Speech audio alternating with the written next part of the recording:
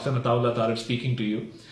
And my compliments and my gratitude to IBA, to the Center for Excellence in Journalism, and to UNDP for organizing this event. And I think misinformation is a big challenge of our age.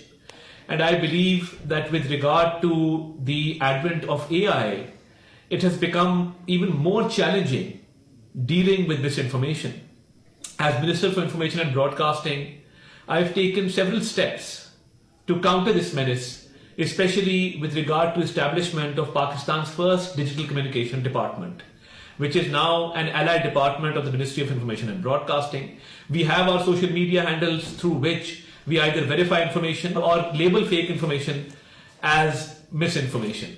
So I think this is a great event, and the way I Verify has made its space across the national and international spectrum, I think it's really heartening.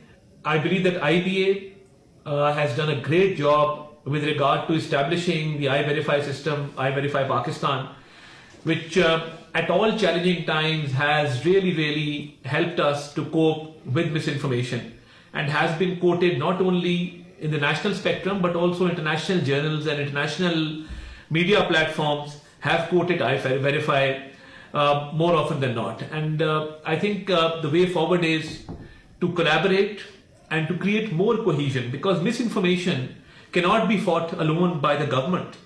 I think it's a great responsibility upon the shoulders of our media industry. The media houses need to come forward. It is incumbent upon the media houses to come forward and play their role in countering misinformation.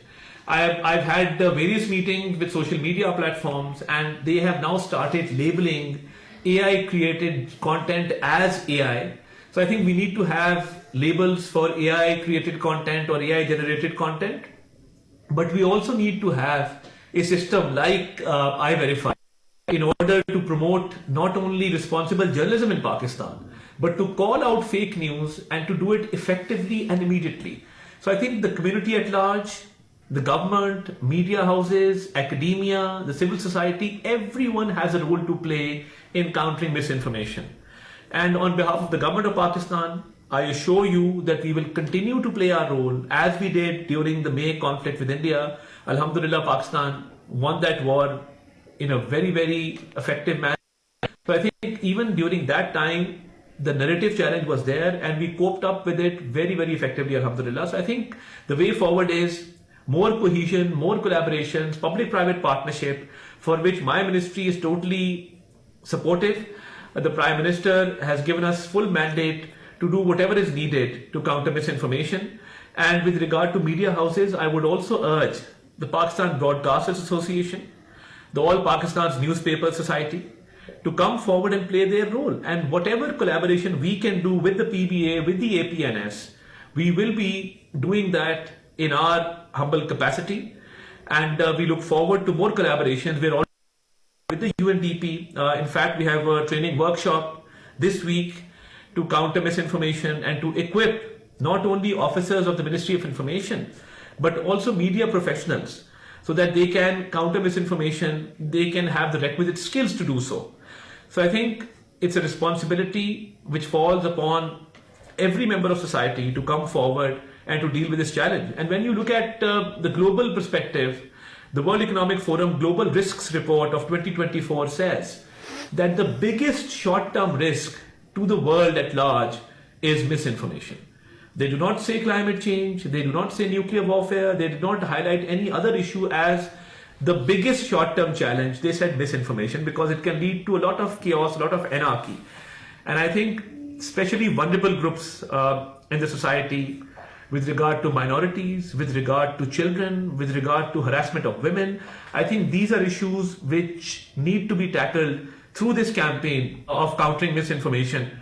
So we are at your beck and call, and thank you for taking this initiative. I think it was very timely and very important.